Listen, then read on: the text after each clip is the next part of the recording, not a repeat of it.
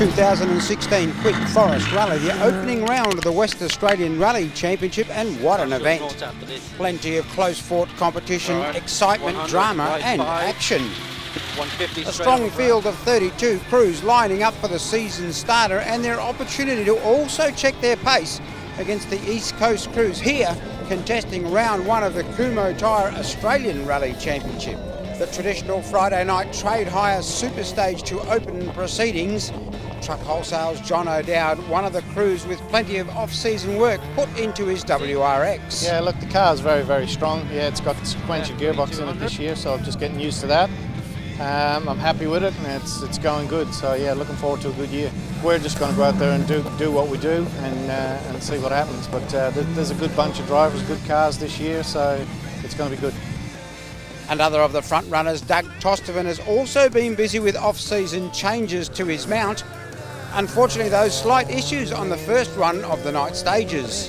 Yeah, we've changed to a sequential transmission this year, and it's taken a little bit of getting used to. I thought I'd give myself the best chance of making it easy on myself and wide up the shift cut, but it didn't work in that stage. Worked perfectly in the shakedown, and it just took me a little bit of time to work out what was going on. I actually thought it was a transmission problem, but it was just I had to manually lift off the throttle to change. So once I worked that out, it was all good, but it maybe cost me a little bit, and I always try and do a perfect stage around here. Had a good run last year and was really looking forward to putting in a good time, so see what I can do on the second run. Doug, happy to see another strong field contesting the WA Series. Yeah, that's right. Last year's champion, Gary Whittle, he's behind us. We'll have to keep an eye on what he's up to. Brad Markovic, he's going to be quick for sure.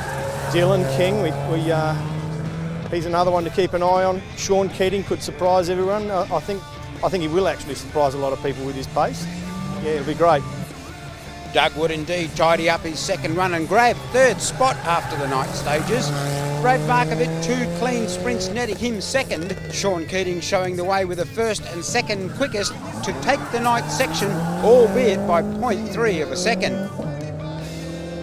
Raz Vlad would lead the two-wheel drive contenders away from Busselton with a margin of 11 seconds over the sprinter of McDonald.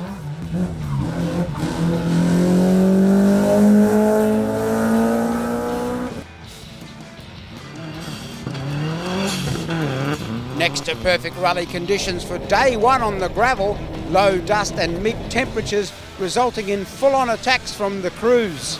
7 challenging stages, plenty of work for the teams.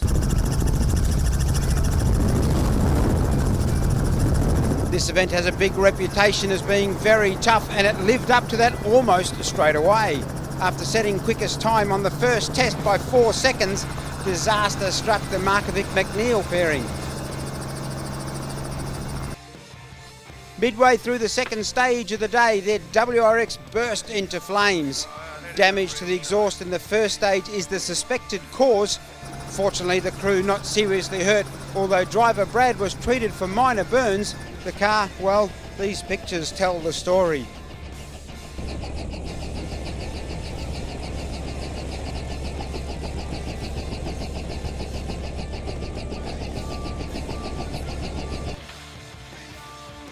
With this stage cancelled, crews returned to Nannup for service, then lined up to tackle 2 more tests before returning for the second break of the day. Down in 6th place on the Ellis stage with his WRX stuck in two-wheel drive mode, John O'Dowd tried to get his car back through the next stage to service. However, he too suffered a fire. Hot oil from the engine catch can igniting. This crew lucky to get the fire under control before it did catastrophic damage. Of course, rally over.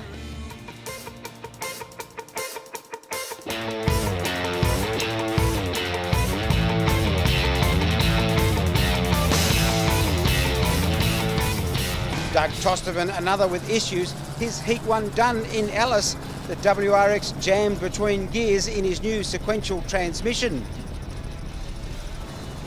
After setting second quickest time on the first stage of the day, Dylan King joined the DNFs in Ellis with a blown engine. This is the aftermath of a very spectacular off for Sean Keating and Caleb Ash. The WRX all but destroyed, rolling several times in the Ellis stage. Tom Wilde taking out the Ellis stage and increasing his lead to 27 seconds.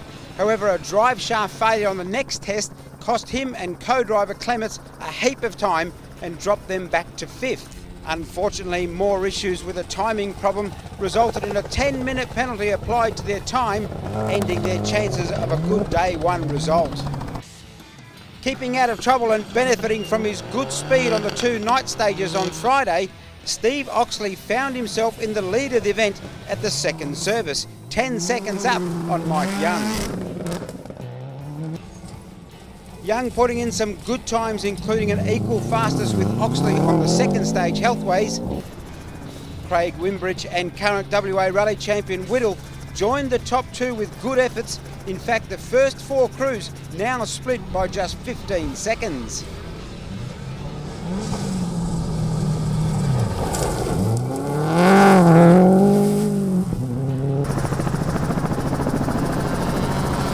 Glad and Nicole had their Fiesta well and truly on song, the lead 2-wheel drive crew, and an impressive 5th outright at this point.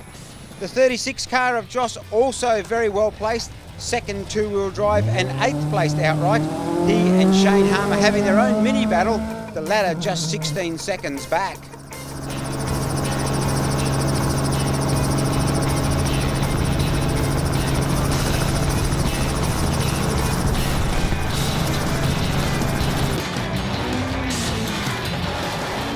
Two-wheel drive class not immune to stage dramas. Andy MacDonald rolling his newly completed Sprinter and out of the heat.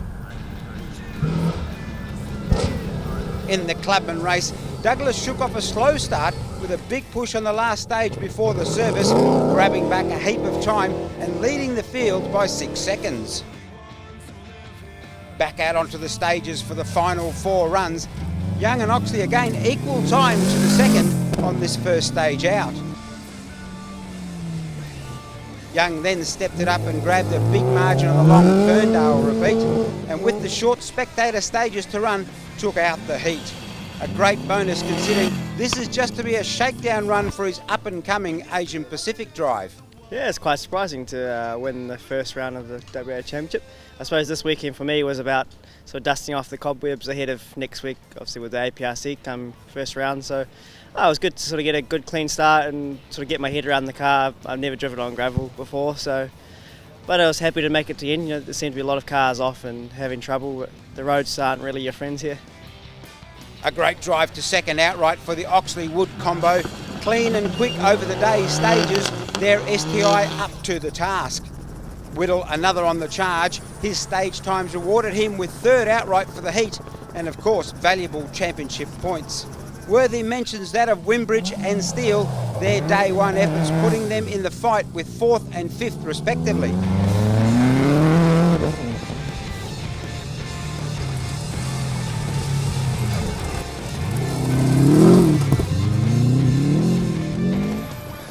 Just as the on-stage dramas seem to be cooling down, the leading 2-wheel drive man Raz Vlad would find himself in trouble on the Ferndale test. Yeah, well, we had pretty good couple of stages in the morning, but then on the last of the afternoon stages, we had an exhaust leak, which melted the paint inside the car and filled the car with smoke. So we had to stop twice and figure out what the problem was. We lost about 5 minutes, but not a big deal. We fixed it, so we're back in. Josh grabbing the points for Heat 1. Harmer 30 seconds adrift in second. Reynolds and Staltari a fine 3rd place.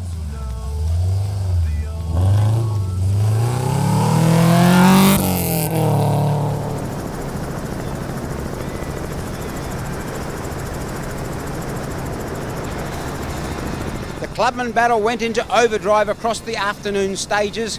Early contender Douglas missing from the timesheets with a blown diff. This left Cordes and Lowther to again battle it out stage after stage. At one time, just 0.8 of a second separated the pair. Lowther would eventually take out the round by just 2.3 seconds from Cordes, with the Rattenberries grabbing the 3rd podium spot. Another round well supported by this category, with good battles up and down the line.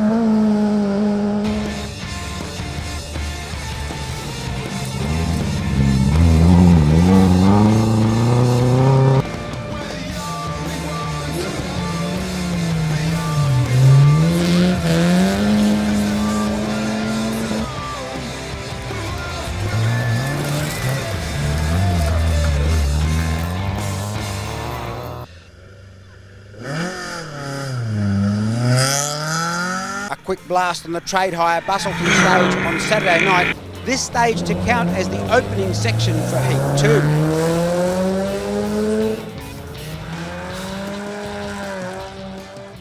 3, 2, 1, go.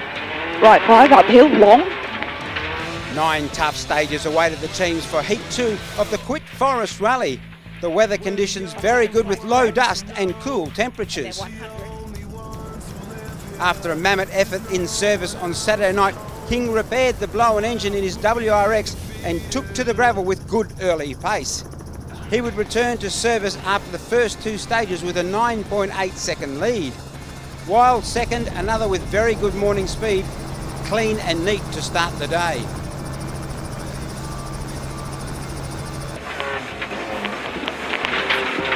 After changing back to his H-pattern gearbox in the overnight service, Tostovan would be back in the event and immediately on the pace, 3rd place at the break. Then left 3 uphill, bumpy. Then crest, jump, flying finish, stay middle.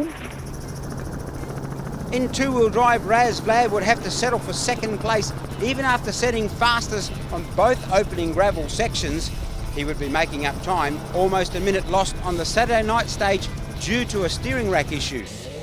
The white combination taking full advantage and leading the class into the service with 2 trouble-free stages. Joss in the Sylvia 3rd and already locked into a battle with Harmer and MacDonald after the latter rebuilt his rolled machine in the Saturday night service.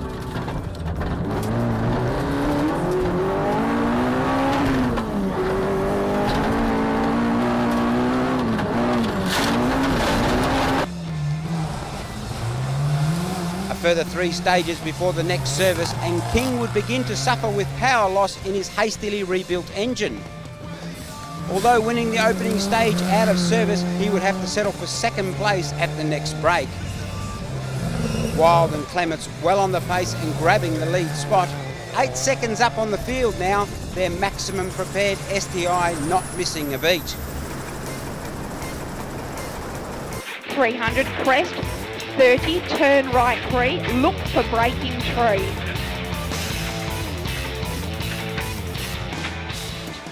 Doug Tostovan, looking to consolidate his spot, put together solid stages to maintain 3rd spot. Heat 1 winner Young, keeping some pressure on but making sure of clean stages. Vlad and Nicole well and truly on the pace, out front of the 2-wheel drive runners. 3 brilliant runs from the Fiesta pairing with great outright times in the process. The gap in class out now to a 1-minute lead.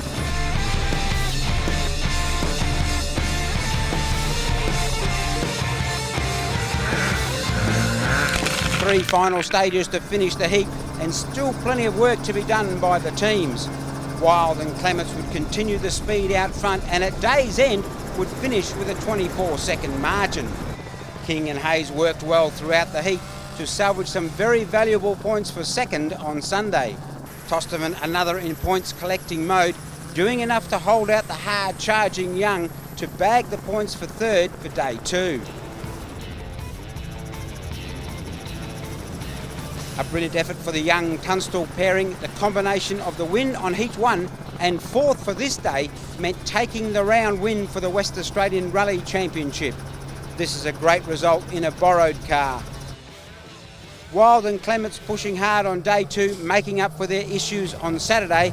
Their efforts paying off big time. 2nd outright for the round, an excellent start to the WA Championship season.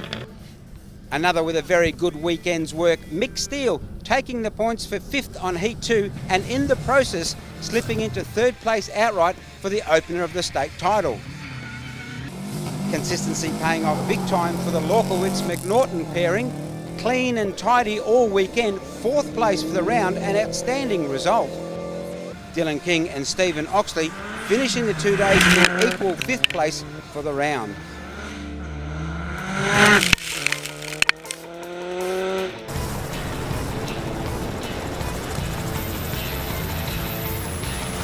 Raz Vlad would continue his push over the closing stages, finishing the heat in fine style well up in 1st place.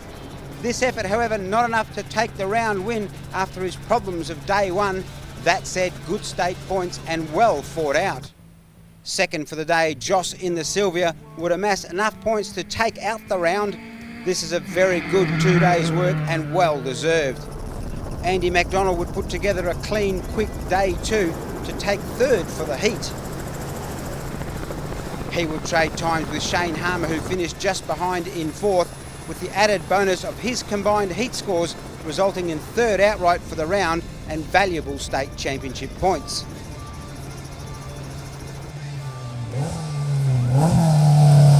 A great weekend-long battle played out in the classic class. Andy Van Can traded times with the returning Tony Flood. Flood running a newly put together stanza and by all accounts having a ball.